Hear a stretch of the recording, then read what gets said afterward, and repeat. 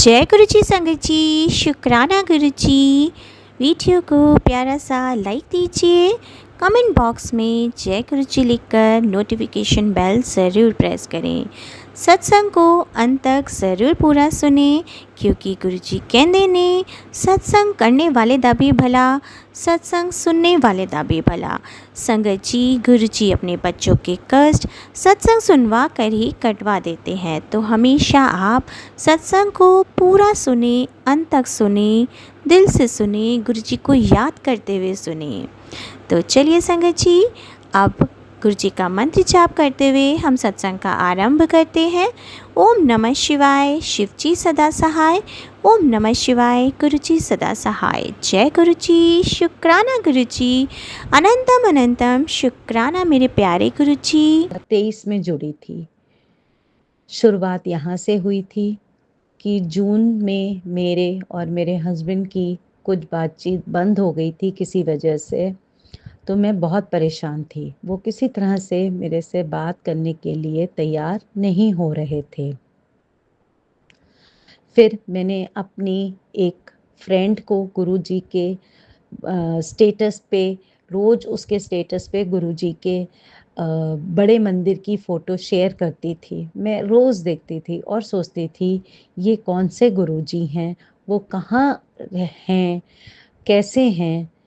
तो उसका स्टेटस देख देख के मैं रोज़ मन ही मन सोचती थी ये शेयर करती है। एक दिन बड़ी हिम्मत जुटा के, जून में हमारा स्कूल बंद चल रहा था, तो मैंने उसको फ़ोन किया कि ये कौन सा गुरुजी हैं जिनकी आप फ़ोटो शेयर करती हो अपने स्टेटस पे। उसी बीच में मुझे फ़ेसबुक पे भी गुरुजी के काफ़ी फ़ोटोग्राफ्स आने लगे थे, जो मैं उस समय नहीं समझ पा रही थी कि ये मेरे फ़ेसबुक पे अचानक क्यों दिखने लगे हैं गुरुजी मुझे। फिर मैंने उससे पूछा कि ये कौन से गुरुजी हैं? तब उसने मुझे बताया ये डुगरी वाले हैं गुरुजी, और बड़े मंदिर इनका दिल्ली में है। हमने कहा ठीक है। उसके बाद मैंने उस बात पे कोई ध्यान नहीं दिया, लेकिन हमारी लड़ाई कंटिन्यूड रही। फिर मेरी स्कूल में मैं पढ़ाती हूँ, तो वहाँ पे एक और टीचर ने मुझे, ऐसे ही मैंने उसको किसी काम से फ़ोन किया। पता नहीं कब कैसे गुरुजी की बात निकल आई और वो मुझे गुरुजी की महिमाओं का विवरण देने लगी। उन्होंने इतनी बातें गुरुजी के बारे में बताई, इतनी बातें बताई, और मुझे कम से कम उस बातचीत में 10 से 15 बार बोला कि आप भी गुरुजी को फॉलो करो। किसी के कहने से तो नहीं हो सकता था, लेकिन मैं गुरुजी को उस समय बिल्कुल नहीं जानती थी, ना उनके बारे में मुझे कोई भी नॉलेज थी। मैं क्या करती, कहाँ जाती? हस्बैंड से लड़ाई अलग चल रही थी, दिमाग भी नहीं काम करता था बिल्कुल। एक दिन जब मैं अपने पूजा रूम में बैठी हुई थी, तो बहुत रोई, बहुत रोई, बहुत रोई, और मुझे अपनी दोस्तों से करी हुई बात याद आई। मंदिर में बैठे-बैठे तब ना मेरे पास कोई स्वरूप नहीं था, गुरुजी के बारे में कुछ नहीं जानती थी, मुझे माफ़ करिए गुरुजी, लेकिन उस समय सिचुएशन यही थी। फिर मैंने ऐसे ही बोला, गुरुजी अगर मेरे हस्बैंड ने बात करनी नहीं शुरू करी, 19 अक्टूबर को मेरे बेटी का जो है टेनिस का मैच था, तो मैंने कहा मैं इसका मैच करा लेती हूँ, फिर मैं नहीं बात कर रहे हैं अब मुझसे, इतनी अति हो गई है, तो मैं इसके बाद कुछ न कुछ कर लूँगी अपने आप को, नहीं ज़िंदा बचूँगी। बस इतना बोलना था। दूसरे दिन मेरी सास-ससुर की श्राद्ध थी, मैं खाना बना रही थी उनके लिए, और जल्दी-जल्दी में थी क्योंकि स्कूल से हाफ डे लिया था और मुझे वापस स्कूल भी जाना था। तो मैं किचन में थी और बड़ी श्रद्धा भाव से अपने सास-ससुर के लिए श्राद्ध वाला खाना बना रही थी, क्योंकि मुझे गरीबों को खिलाना था। मेरे हस्बैंड पंडित वगैरह में विश्वास नहीं करते हैं बिल्कुल कि उनको बुला के खिलाओ, तो वो कहते हैं गरीबों को ही खिला दो। जब मैं शादी होके आई, तब से ही मैंने ये एक नियम बाँध लिया था कि श्राद्ध पे जो है वो मैं गरीबों को ही खाना खिलाऊँगी। मैं खाना बना रही थी, उसी समय मेरे हस्बैंड भी अपने लिए किचन में चाय बना रहे थे एक तरफ। मैंने गुरुजी से एक ही दिन पहले बोला था, 19 तारीख तक का बस मेरे पास समय है, 19 अक्टूबर, ये सितंबर की बात है, और 19 अक्टूबर के बाद अगर इन्होंने मुझसे बात नहीं करी तो मेरी बेटी का एक बार टेनिस का हो जाएगा, तो मैं कुछ कर लूँगी अपने आप को। पता नहीं उनके दिमाग में क्या आई, उन्होंने मुझे खुद आके तब सॉरी बोला। लख लख शुक्राना गुरुजी, लख लख शुक्राना।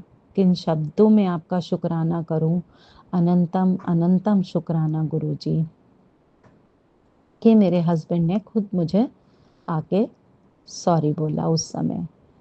तब से मेरा विश्वास बस गुरुजी पे बढ़ता चला गया, बढ़ता चला गया। लेकिन मैं फिर बोलूँगी, शुक्राना करने की ऑडियो रिकॉर्डिंग ना समझ थी, ना हिम्मत थी, क्योंकि मैं अटक जाती हूँ, मुझे पता नहीं लगता है मैं बोल पाऊँगी, नहीं बोल पाऊँगी, कैसे क्या करूँगी। लेकिन आज हरियाली तीज वाले दिन इतना पावन दिन है, गुरुजी के बहुत सारे सुबह से मैसेजेस फ्लैश हुए जा रहे थे, तेरा सारे कष्ट कट जाएंगे बेटी, तू सुखी रहेगी, तेरे आने वाले दिन अच्छे होंगे। बस मुझे वही बात याद आई आज से 2 साल पहले वाली, और मैंने आज बहुत हिम्मत जुटा के राज अंकल जी को फ़ोन किया, पूछा उनसे कि कैसे शेयर करूं, तो उन्होंने बोला ऑडियो रिकॉर्ड करके भेजिए आप, लिखने वाला नहीं चलेगा, मैं बाकी गुरुजी की मर्जी है। गुरुजी, आपकी बेटी आपके श्री चरणों में शुक्राना करती है, आपकी बेटी आपके श्री चरणों में शुक्राना करती है। कोई भूल हो गई हो गुरुजी इसको बोलने में तो मुझे माफ़ करिए गुरुजी, मुझे माफ़ करिए, मुझे माफ़ करिए। मेरा गुरुजी पे ऐसे विश्वास बहुत बहुत बढ़ गया है, मैं दिन रात गुरुजी के बारे में सोचती रहती हूँ, लेकिन हिम्मत नहीं होती थी रिकॉर्डिंग करने की। मैंने गुरुजी का स्वरूप एक अपने कार में भी लगा रखा है। गुरुजी बहुत हिम्मत देते हैं, बहुत हिम्मत देते हैं, बहुत हिम्मत देते हैं। गुरुजी से बस मेरा इतना अनुरोध है, मुझे अभी तक गुरुजी के ओम के दर्शन नहीं हुए हैं, बटरफ्लाई दिखती हैं, पिजन्स भी दिखते हैं, बट मैं बड़े मंदिर भी होके आई हूँ। ये मेरा सौभाग्य रहा है कि गुरुजी से जुड़ने के बाद ही मैं बहुत जल्द मुझे बड़े मंदिर जाने का सौभाग्य प्राप्त हुआ है। इसके लिए गुरुजी का तहे दिल से मैं शुक्राना करती हूँ, शुक्राना करती हूँ, शुक्राना करती हूँ। गुरुजी से अनुरोध है कि वो ऐसी कृपा बनाए रखें, हमेशा मेरे ऊपर बनाए रखें। फिर इसके बाद एक और मैं शुक्राना शेयर करती हूँ। मैं जब भी कभी फ़्लाइट में जाती थी तो मेरे कानों में इतना ज़्यादा दर्द होता था, इतना ज़्यादा दर्द होता था जब फ़्लाइट टेक ऑफ करती थी और लैंड करती थी कि मुझे लगता था कि बस मेरी जान ही निकल जाएगी उस समय। इतना ज़्यादा दर्द होता था, मैं बता नहीं सकती हूँ। मेरे लंबे लंबे आंसू गिरते थे और फ़्लाइट से उतरने के 10-15 मिनट तक मैं अपने सेंसेस में नहीं हो पाती थी, जस्ट बिकॉज़ एयर प्रेशर की वजह से। जो फ़्लाइट में टेक ऑफ और लैंड करते वक्त एयर प्रेशर होता है वो मुझे बिल्कुल बर्दाश्त नहीं होता था, बिल्कुल भी नहीं बर्दाश्त होता था। लेकिन अभी इन छुट्टियों में मैं जो है जब फ़्लाइट पे बैठी तो वापस वही डर कि मेरे कानों में बहुत दर्द होगा। एक फ़्लाइट हमारी लखनऊ से दिल्ली थी, उस फ़्लाइट में मुझे दर्द हुआ।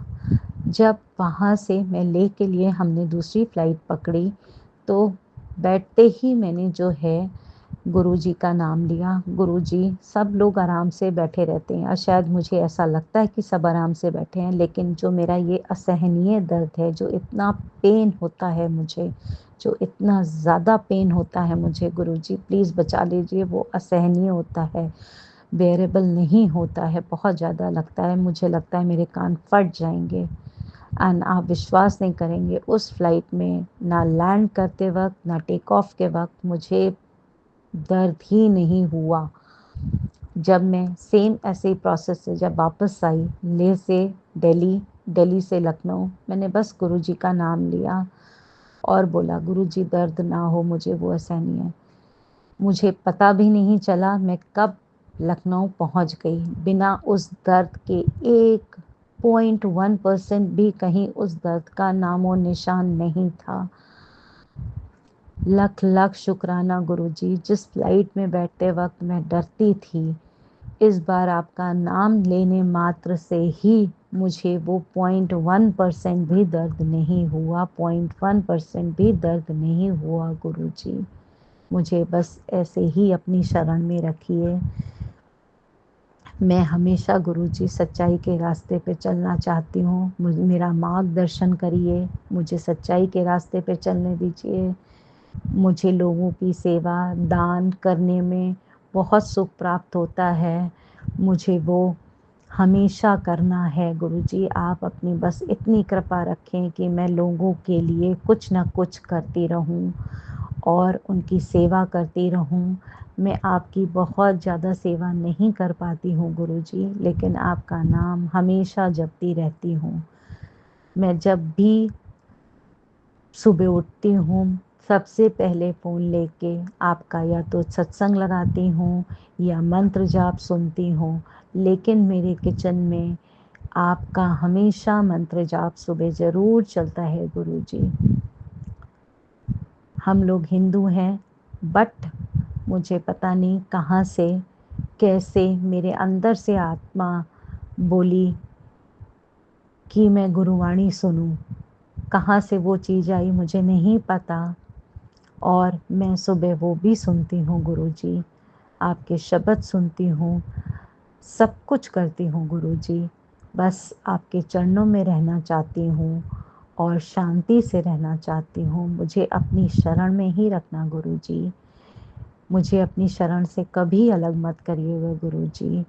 मेरे बच्चों को सुखी रखिए, मेरे परिवार को सुखी रखिए गुरुजी। बस आपकी बेटी की यही इच्छा है कि मैं हमेशा आपके ही चरणों में रहूं, आपके चरणों से अलग ना हूं गुरुजी। आपकी बस कृपा मेरे ऊपर रहे। ऐसे जैसे मैसेजेस आप मुझे भेजते रहते हैं, ऐसे ही हमेशा मुझे आपके मैसेज मिलते रहें, मेरा परिवार सुखी रहे, मेरे बच्चे ठीक रहें, बस यही अरदास रहती है गुरुजी। आपका अनंतम अनंतम शुक्राना गुरुजी, आपका अनंतम अनंतम शुक्राना गुरुजी। मेरे से कोई भूल हुई हो या आपको जो भी मुझे कहीं कहीं मैं शायद बोल नहीं पा रही हूँ या समझ नहीं पा रही हूँ गुरुजी रिकॉर्ड करते वक्त, यही मेरा प्रॉब्लम है, तो मुझे क्षमा करिएगा गुरुजी, मुझे क्षमा करिएगा। मैं अपना ये सत्संग गुरुजी के मंत्र से समाप्त करना चाहती हूँ। ओम नमः शिवाय, शिव जी सदा सहाय। ओम नमः शिवाय, गुरुजी सदा सहाय। ओम नमः शिवाय, शिव जी सदा सहाय। ओम नमः शिवाय, गुरुजी सदा सहाय। ओम नमः शिवाय, शिव जी सदा सहाय। ओम नमः शिवाय, गुरुजी सदा सहाय। गुरु जी को मेरा प्रणाम, गुरु जी की सारी संगत को मेरा प्रणाम, कोटि कोटि प्रणाम। लख लख शुक्राना गुरु जी, लख लख शुक्राना। अनंतम अनंतम गुरु जी का शुक्राना, अनंतम अनंतम गुरु जी का शुक्राना।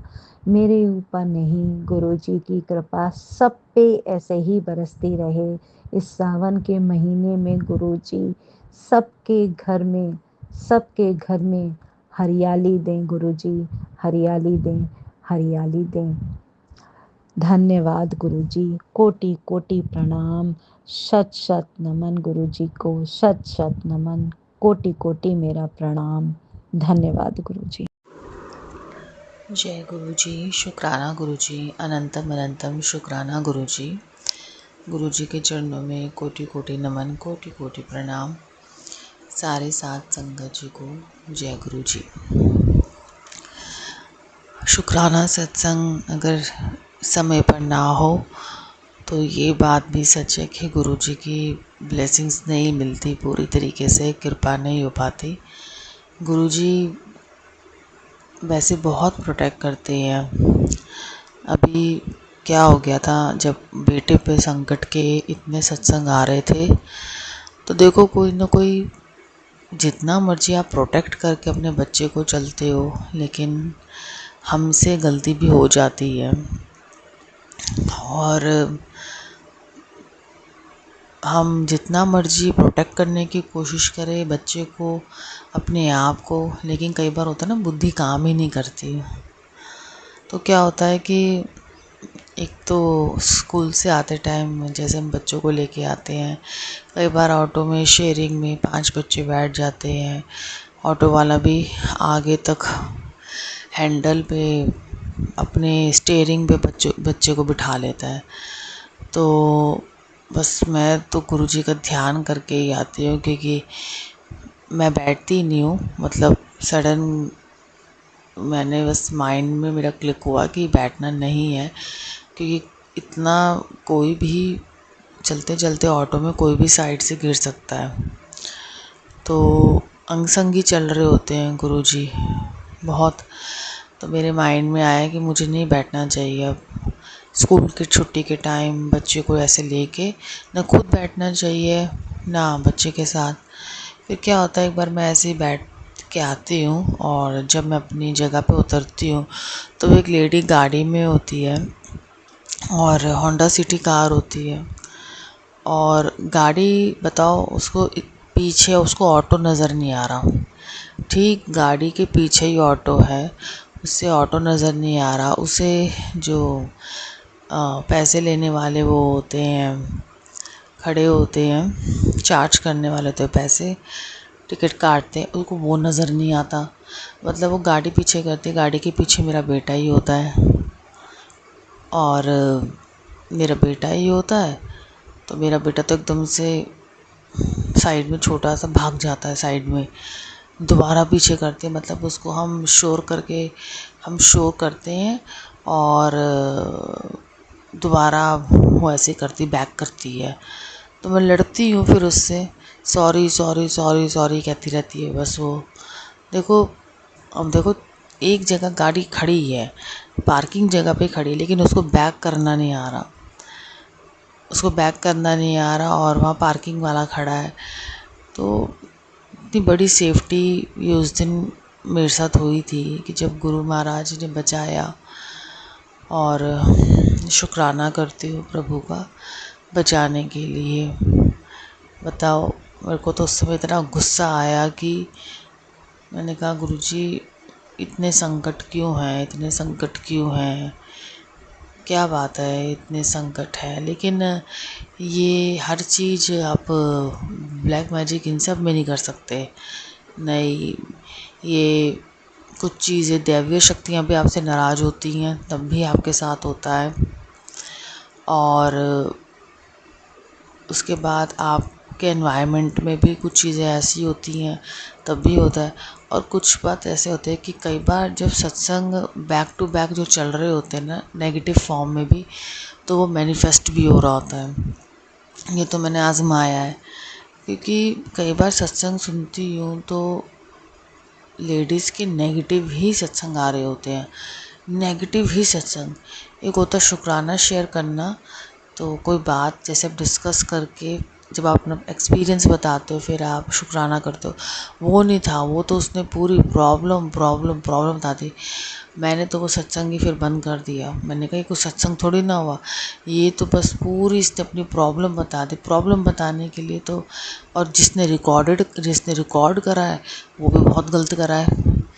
यही तो मेन ड्यूटी है कि अगर आप सत्संग सुन रहे हो, उसको रिकॉर्ड कर रहे हो, तब देखो तो अब एक प्लेटफॉर्म का सत्संग आया था, उन्होंने स्पेशली बोला था कि अगर प्रॉब्लम आप करे जा रहे हो, हाँ उस प्रॉब्लम को ओवरकम करा, शुक्राना करा, वो होता सत्संग। अब प्रॉब्लम आपने पूरी कर दी, अपनी बता दी, वो सत्संग हो गया। उसके बाद आपने अरदासें कर दी, वो सत्संग हो गया। ये नहीं होता। और इसके लिए मैं अनंतम शुक्राना करती हूँ गुरुजी बच्चे की रक्षा के लिए, और उन जगहों पे रक्षा करने के लिए भी जिन जगहों पे मैं नहीं थी। मेरे बच्चे के साथ बहुत कुछ हुआ दौरान, बहुत कुछ। एक बार तो क्लास में पीछे ही गिर गया, एकदम पीछे। और बताओ, अपने आप को ये संभाल भी नहीं पाया, अपने आप को संभाल भी नहीं पाया और पीछे की तरफ गिर गया। अब बताओ, इतना बड़ा बच्चा है, अब पीछे की तरफ भी कैसे गिर सकता। अब पीछे की तरफ गिरा तो पीछे सर पे चोट लग गई। अब गुम चोट होगी शायद, क्योंकि दिख तो रही नहीं थी चोट जो थी। अब बैक टू बैक ना कुछ ना कुछ फिर आइस पैक करा, इसके आइस पैक करा जा रहा, आइस पैक करा जा रहा। अब आइस पैक से तो कोई इतना फ़ायदा नहीं हो रहा था। अब मैंने तो थक हार के फिर इग्नोर ही कर दिया। मैंने कहा अब मैं बेटा क्या करूँ, कभी कुछ हो रहा, मुझे पता था उसकी थोड़ी ना गलती है, उसके साथ कुछ हो रहा है। तो फिर उसके बाद फिर ये चीज़ कब दूर हुई। अब ये चीज़ जब ये श्राद्ध आए थे और गुरुजी ने इस बार मेरे फादर का और मेरे दादा दादी का जो श्राद्ध है वो मेरे से करवाया है। तो हालांकि ये चीज़ तो मेरी माँ ही करेगी, जो अपने पति का और अपने सास ससुर का, लेकिन गुरुजी ने सेवा दी थी कि ये सेवा गुरुजी ने मेरे से ली। तो मैंने फिर श्राद्ध करा, कपड़ों का अरेंज जो पंडित को करते हैं, खाने पीने का करते हैं, वो करा।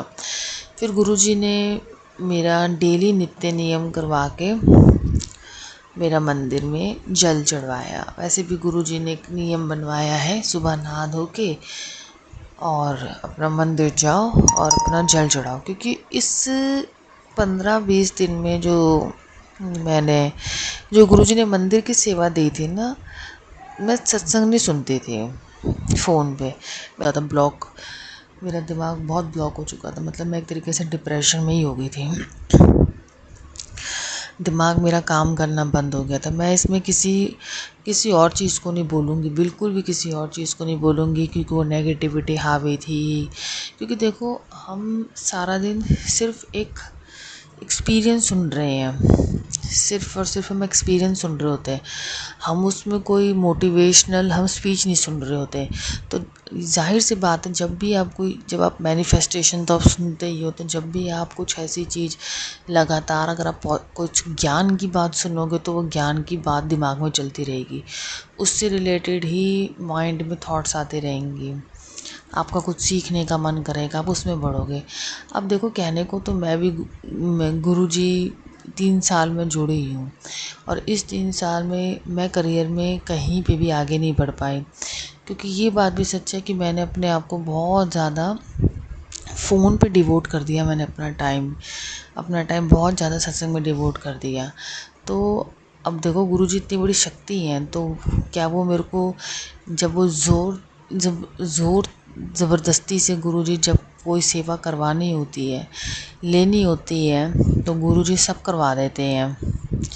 लेकिन देखो, मेरे करियर की तरफ जो था, जो मुझे करना था, तो और बिल्कुल उस चीज़ की अगर मैं अपनी एक्सरसाइज की प्रैक्टिस ही नहीं करूँगी तो काम कैसे बनेगा, जिस पे इतना पैसा लगाया, जो सीखा। तो मुझे कहीं ना कहीं मन में डाउट आया कि मैं देखो, अगर इंसान को मैं पैसे की ज़रूरत होएगी, जब सामने वाले को कुछ हो जाएगा तब इंसान को कहीं सी मोटिवेशन नहीं चाहिए होती, वो वाकई में अपने आप खड़ा हो जाता है। ना वो उस समय गुरुजी के हाथ जोड़ेगा, ना कुछ जोड़ेगा, उसके माइंड में एकदम से बात क्लिक कर जाएगी कि भैया मेरे बच्चे और मेरे पास अब कोई नहीं है, मुझे काम के लिए कहीं ना कहीं जाना है। मतलब एकदम से माइंड आपका काम करा। तो मैंने वही नोट करा कि मेरा दिमाग ब्लॉक, छोटी छोटी चीज़ों में मेरा माइंड ही नहीं लग रहा। फिर मुझे घर पे भी डांट बहुत पड़ी, कहते आप पूरा समय अपना सत्संग में लगा देते हो, सारा टाइम फ़ोन, बीमारी की तरह फ़ोन अपने पास में रख लिया है। गलत नहीं है, वो बिल्कुल सही है। बच्चा भी नोट करने लग गया है, ये तो बच्चा छोटा सा बच्चा दूसरों को बताए। अब कल मैंने एक सत्संग सुना जिसमें एक छोटी सी बच्ची ब्लैक मैजिक को लेके बोल रही थी। बताओ, छोटी सी बच्ची को, और मदर को तो शेयर करवाना भी नहीं चाहिए सत्संग। जो मदर ये शेयर करवा रही थी कि तुमने छोटी सी बच्ची के ही माइंड में तुमने नीम करोली बाबा के मैसेजेस और गुरुजी के मैसेज जो आ रहे हैं, नीम करोली बाबा के आ रहे हैं, वो जो एक औरत है सब ख़राब कर देगी। अब बताओ, वो जो वो बच्ची है वो पढ़ेगी। अब वो अगर खुद भी, अगर उसके मार्क्स नहीं आए या कुछ कोई और रीज़न भी हो, लेकिन स्पेशली वो उस एक औरत को ही ढूंढती रहेगी, भैया हाँ यही होगी, इसी की वजह से मेरे मार्क्स नहीं आ रहे, इसी की वजह से मेरी पढ़ाई नहीं हो रही है। सब होगा, लेकिन 100% मैं भी नहीं कहती कि वो हाँ होगा। क्योंकि गुरुजी से 3-4 साल जुड़ने के बाद मेरे पति को कुछ नज़र नहीं आया, मेरे पति को कुछ नहीं दिखाई दिया। अब देखो, मुझे सपने में दिखाई दे गया ससुराल वाले, लेकिन उनको भी तो दिखाई देना, बट उनको एक चीज़ नहीं दिखाई दी। अब वो कहते मैं कैसे मानूँ, मैं गुरुजी को कैसे मानूँ। कहते मुझे तो कोई चीज़ नज़र नहीं आई, मुझे भी तो दिखे ना। कहते मेरे सामने भी तो सच्चा है ना। तो मैंने कहा ये सारा ना मैनिफेस्टेशन का भी खेल है। ये जो मैनिफेस्ट कर रहे हैं ये वो हो रहा है। नेगेटिव सत्संग सुनती हूँ तो तुम्हारे साथ वो नेगेटिव एनवायरनमेंट क्रिएट हो जाता है। पॉजिटिव सत्संग सुनती हूँ तो एक अच्छा लगता है, पॉजिटिविटी आती है। तो मैंने कहा मुझे लगता है कि सत्संग सुनाने का जो तरीका है अच्छा होना चाहिए, सॉफ्ट होना चाहिए। सत्संग वो आप शेयर ही मत करो जिसमें प्रॉब्लम हो। हाँ, कोई मैसेज आप कन्वे कर सकते हो सामने वाले को, लेकिन कृपा करके मेरी हाथ जोड़ की विनती है, बच्चों से ब्लैक मैजिक के सत्संग आप मत शेयर कराओ। क्योंकि गुरुजी का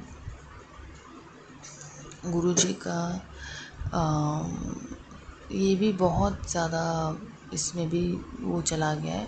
गुरुजी को ना मान के ना सारा जो माइंड है ना वो यूट्यूब में आ गया है। फिर कहते हैं, फिर ओल्ड संगत कहती है कि अब की जो संगत है ना, न्यू संगत जो है ना, वो गुरुजी को ऐसे नहीं मानती वैसे नहीं। इसमें तो नई संगत का कोई दोष ही नहीं है। गुरुजी नई संगत को इतना ज़्यादा जोड़ रहे हैं, इतना ज़्यादा जोड़ रहे हैं। अब मानोगे नहीं, जब मैं अपने घर में थी तो मेरे को किसी ने कहा था कि देखो तुम बेशक यहाँ से जाओ कि यहाँ पे तुम ब्लैक मैजिक का ये सब बोलते हो, लेकिन तुमने अपना कर्मा यहाँ पे चेंज करा ही नहीं। तो ये कहाँ 100% गारंटी है कि तुम जहाँ नई जगह जाओगे तुम्हारा कर्मा तुम्हें वहाँ लेके जाएगा। और तुम अगर सत्संग में मैनिफेस्ट करके इतना ज़्यादा सुने जा रहे हो ब्लैक मैजिक का, ये वहाँ पे भी मिलेगा तुम्हें। ये क्या, उन्होंने तो इतनी छोटे बोले कि तुम मेरे से लिखवा लो। अब कहने को साधारण इंसान और बात सच हो गई उसकी एकदम। क्योंकि जैसे में आए हम अपना रेंट पे हम आए तो वो चीज़ें सच में मैनिफेस्ट हुई। पहले घर परिवार का तो गुरुजी बोले थे, वही चीज़ हस्बैंड भी कहते थे कि तुम जाके देख लो, पर तुम्हें ये चीज़ कहते हैं वो वहाँ पे भी आ जाएगी, तुम समुद्र पार भी चले जाओगे तब भी तुम्हें मैसेज आएंगे। तो अब ये चीज़ जो है ये सच में सच हुई। घर परिवार के तो थे ही थे, पड़ोस भी आ गया। मैं कहा गुरुजी क्या कर रहे हो आप। फिर मैंने गुरुजी से तो किसी चीज़ के लिए प्रेयर नहीं करा, मैं सच कहती, क्योंकि मेरा दिल बड़ा दुखा मेरे से। पड़ोस में ऐसे दिख गए, पता नहीं क्या विभूत फेंक रहे हैं, राख फेंक रहे हैं, क्या क्या। एक साइड में कोई भी लड़का लड़की राख फेंकते रहते हैं, इतना गंदा लगता है, इतना गंदा। क्योंकि मैंने कहा अब इसने फेंका ना गुरुजी, और मैंने खुद उस चीज़ को मैं कहा अब इसके ऊपर मैं फायर बैक करूँगी, क्योंकि अब बहुत हो गया है। अब मैंने कहा मैं इसको जाने नहीं दूँगी, क्योंकि बहुत टाइम हो गया। क्योंकि रिश्ते में कड़वाहट आने लग जाती है, अपनी लड़ाई होने, घर का एनवायरनमेंट में लड़ाई आने लग जाती है, कभी नज़र लगे। फिर गुरुजी ने बताया था एक औरत है। अब मैं वो एक औरत देखो, मैं कहाँ देखूँ, एक औरत। मैं कहा गुरुजी काम बनने हमारे, हम मेहनत करने वाले लोग हैं, काम बने। दुनिया एस्ट्रोलॉजरों के पास जाती हैं, अपना दिखाती हैं और फटाफट काम करती हैं। गुरु जी के पास एक बार मोदी जी आए थे। मोदी जी सब जगह गए हैं, एक मैंने सत्संग सुना था। और देखो, जो इंसान इतना लायक है, उसका दिमाग ऐसे कंप्यूटर की तरह दौड़ रहा है, जो इतना लायक इंसान है, उसको सिर्फ और सिर्फ आशीर्वाद चाहिए। आप देख रहे हो पूरे देश को संभालना। तो गुरुजी का मैंने सुना था, उसमें कहा था कि ये बंदा बहुत आगे जाएगा। और उस समय जब गुजरात के दंगों का ये जब था, वो काफ़ी छवि ख़राब हुई थी, लेकिन फिर भी जैसे गुरुजी ने कहा, अब गुरुजी उसको कितना ब्लेस कर देते। वो आया है, उसको आशीर्वाद मिला है ईश्वर का, लेकिन वो कंटिन्यूटी में नहीं होता, इसकी भी प्रोसेसिंग चलती रहती। लेकिन सारा दिमाग तो उस समय, मतलब मैं कह रही कि उस एक इंसान का ही चलता रहा, जो आज तक पहुंचा हुआ है शिखर तक अपने दिमाग की वजह से, और उसको और आशीर्वाद मिला जा रहा है। मोदी जी का इसमें ये बताया था कि मोदी जी का सत्संग में कि अब देखो वो सब जगह जा रहे हैं, वो एक जगह नहीं जाते। वो जिन गुरु के पास हम पहले जाते वो वहाँ पे भी गए, उन्होंने अमृत वेला में वहाँ पे भी जाके एक कल्पतरु वृक्ष, वहाँ पे भी जाके उन्होंने पूजा करी, उसकी भी कैप्चर हो। वो सब जगह गए, बड़े बड़े ब्राह्मणों के पास क्या मंत्र आप जपते हो, वो बकायदा उनको पूछते हैं, उनकी पूरी हिस्ट्री लेते हैं। ये पता चला हमें भी कि पूरी हिस्ट्री लेते हैं, सब कुछ पूछते हैं। तो मैंने कहा देखो, बिना ज्ञान के कोई भी आगे नहीं है, बिना ज्ञान के कोई आगे नहीं, अदरवाइज आप बेवकूफ़ हो।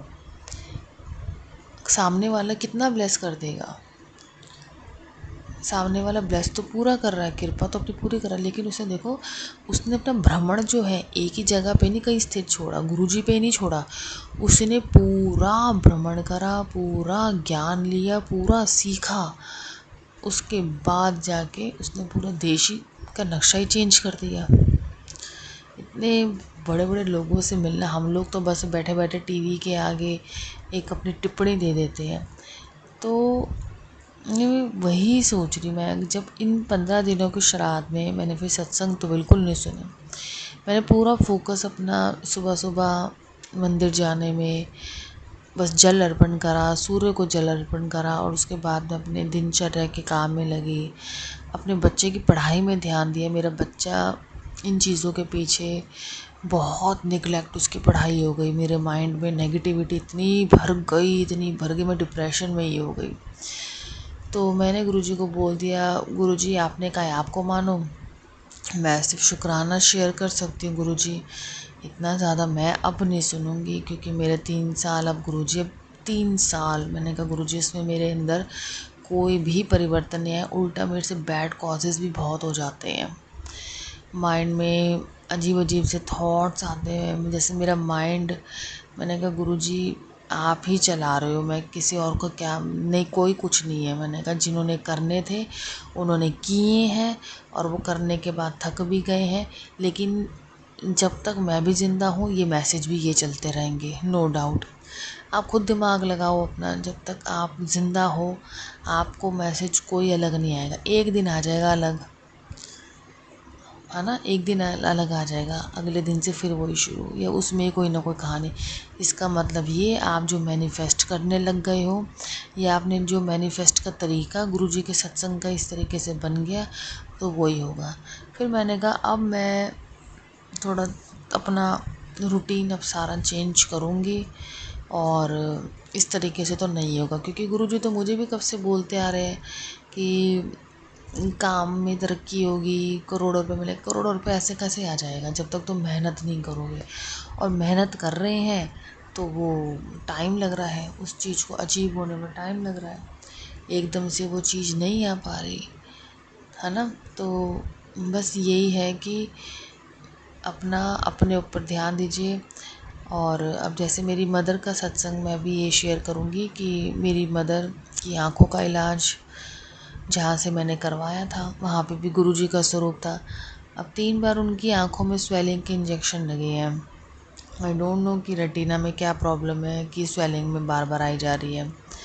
3 बार 16-16 हज़ार के इंजेक्शन लगाए, कोई फ़ायदा न हुआ। गुरुजी का स्वरूप भी देखो वहाँ था। सडन मम्मी की आंखों में भी दोबारा प्रॉब्लम हुई तो मैं एक बड़े हॉस्पिटल में लेके गई, सफदरजंग हॉस्पिटल में लेके गई उनको।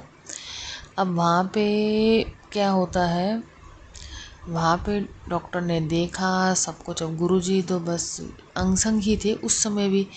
मैं कहा गुरुजी, मेरी मम्मी का लेकिन फेट टूट गया ना। मेरी मम्मी कहती गुरुजी तो वहाँ भी अंग संग थे, तो गुरुजी यहाँ पे भी है, तो मेरी आंखें तो कहते ख़राब हो गई ना।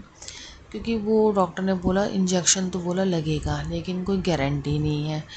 और इंजेक्शन की कॉस्ट बता दी 50,000, ठीक है। और उसके बाद 54,000, उस 54,000 के ऊपर आने जाने का ख़र्चा ले लो, फिर दवाइयाँ ले लो, फिर वो एक आँख का था 54,000, फिर दूसरी आँख का अभी रह रहा है। तो मैंने कहा मम्मा ये तो अब आपका 1 लाख से ऊपर जाएगा। उस बेचारी को डेट भी मिल गई। फिर मैंने जब गुरुजी से चिट निकाल के पूछ रही तो उसमें आ गया हाँ कराओ। उन्होंने मना कर दिया। मेरी मम्मी का जिस दिन इंजेक्शन लगने आता कहती मैं नहीं कराऊंगी, जो मर्जी हो जाए बाहों का। क्योंकि उनको इतना गुस्सा आया, कहती मैं गुरुजी का नाम लेके तो गई थी जब मेरे 3 इंजेक्शन लगे, क्या मैं गई नहीं थी? क्या गुरुजी का वहाँ स्वरूप नहीं था? मैं कैसे मान लूँ? कहते मैं कैसे मान लूँ? इतना पैसे उनका अपना था कि गुरुजी बस पैसे खर्च निकलवाए जा रहे हैं। तो उनका फेथ अब टूट गया। तो उसमें तो मैं भी नहीं बोल सकती थी क्योंकि मैं भी शॉक्ड हो गई। मेरे हस्बैंड कहते कि हाँ देखो, फेथ कहते हैं ऐसे ही डगमगाता है, क्योंकि आप सिर्फ मानते हो ना, आप सिर्फ मानते हो और बस चले जाते हो और कर लेते हो। तो कहते कि बस मैं तो कुछ नहीं बोली, मैं क्या बोलती अब जब बोलने वाले, क्योंकि मैं भी चुप ही थी कि मेरे खुद समझ में ना आए। मैंने कहा बताओ यार, ये तो बहुत ही ज़्यादा एक्सपेंसिव हो गया है सब। तो सारी आँखों के सत्संग सुने पर सारे आँखों के सत्संग सुनते हैं। अब 1-1 घंटे से ऊपर सत्संग फिर जाए हुए वो भी सुने, डर के मारे सुन रहे बस सत्संग, डर के मारे चला दिया सत्संग।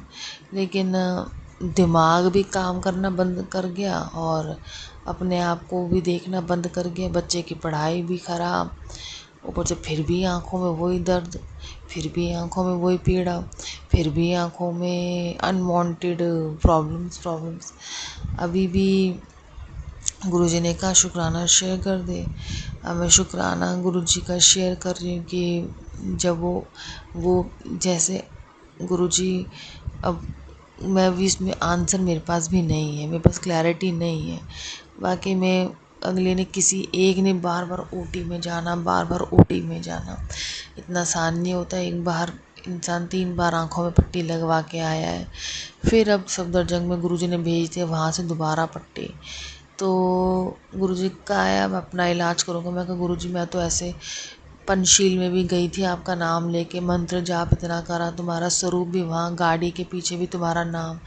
तो मैं कहा तुमने तब नहीं करा, देखो ना कहाँ से पैसे ला के खट कर के भाइयों ने पैसे दिए। फिर उसको करके कहते अब हमारे पास पैसे नहीं, बार बार इसकी आंखों में इंजेक्शन लग रहे, उन्होंने मना कर दिया।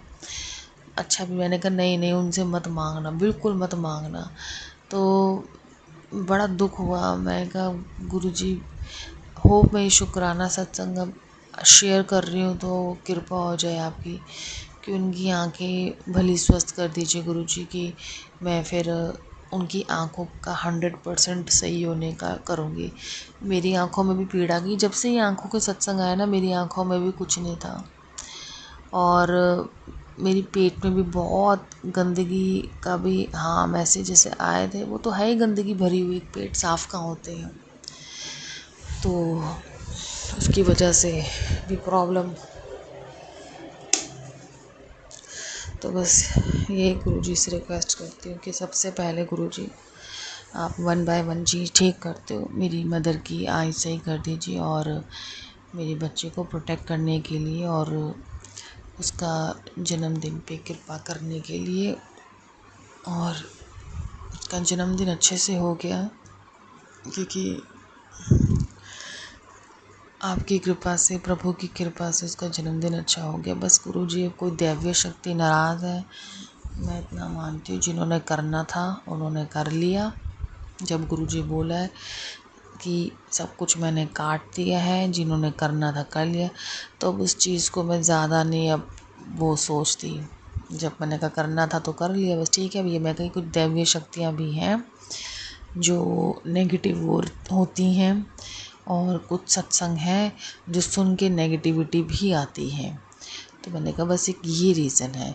तो होप गुरुजी, मैं ये सबसे पहले तो मैं ये प्रार्थना करती हूँ कि सभी को हष्ट पुष्ट रहें सभी लोग, और प्लीज़ बच्चों से ब्लैक मैजिक नेगेटिविटी या फलानी औरत इसके सत्संग औरतें ना शेयर करवाएं। बुद्धि अपनी थोड़ा काम बुद्धि से काम लें, बच्चों से ये सत्संग नहीं शेयर करवाए जाते। मैंने स्पेशली सत्संग इसलिए बंद किए थे क्योंकि मेरा बच्चा भी मैजिक मैजिक मैजिक बोलने लग गया था। तो फिर मेरे घर में मेरी बहन ने डांटा कि अगर ये बात इसने स्कूल में बोल दिया या किसी के सामने बोल दिया तो तेरा देख, पहले बता रही हूँ, ये तो सोची समझी चीज़ है कि बहुत झगड़ा हो जाएगा। तो मैंने उस चीज़ को फिर बंद करा। मैंने कहा नहीं बेटा, आपको नहीं बोलना ये वाले वर्ड, और ख़ुद भी अपनी लाइफ से इस वर्ड को बाहर निकालो। जब गुरुजी कहते हैं मेरे को मन लो मेरे को मन लो, तो बस ठीक है, आप उनके आगे पूजा करते रहे हो। हाँ, अगर कोई इंडिकेशन एकदम फ्रीक्वेंटली आता है आपके मन में, टेलीपैथी होती है। क्योंकि मैंने अब की बार सत्संग गुरुजी का नहीं कराया। एक बार सत्संग कराया था तो गुरुजी का फलानी औरत कुछ फेंक के गई, तो मैं कहा गुरुजी अब मैं नहीं करा सकती सत्संग। मैं अब बहुत क्लियर हूँ, जो करना होगा मैं अपना कर लूँगी। और अगर कभी भी आपका सत्संग होगा तो बाहर ही कहीं सत्संग करना है। इतना नहीं हो पाता, सत्संग करो कुछ चीज़ फेंक के चल जाए। मैंने कहा ये तो फिर मेरे मुंह से इतना गंद निकलेगा। तो मैंने कहा मैंने फिर सत्संग करा ही है, फिर मैं तो सारे बैड कॉजेज़ अपनी ज़िंदगी में कर लिए। मैंने कहा ऐसे कुछ नहीं, तो ये करनी ही नहीं है। तो बस मैं आपसे प्रार्थना यही करती हूँ कि, और हाँ, बच्चों को जो चोटें लग रही हैं आप अपने घर में खुद ही, चाहे सत्यनारायण जी की कथा है उसको ज़रूर करो। मेरे मन में चल रहा था बहुत सत्यनारायण की कथा का। वो कल ही मेरी फ्रेंड ने कहा कि उनके बेटे को भी बहुत चोटें लग रही थी, वो गुरुजी को स्वरूप रखा हुआ लेकिन वो बिल्कुल भी सत्संग ये सब नहीं सुनती। कहते नहीं मैं ये सब नहीं सुनती, मैं स्वरूप रखा हुआ ठीक, मैं हाथ जोड़ती हूँ सब करती हूँ प्रार्थना करती हूँ, लेकिन कहते मैं सत्संग ये सब बिल्कुल नहीं सुनती।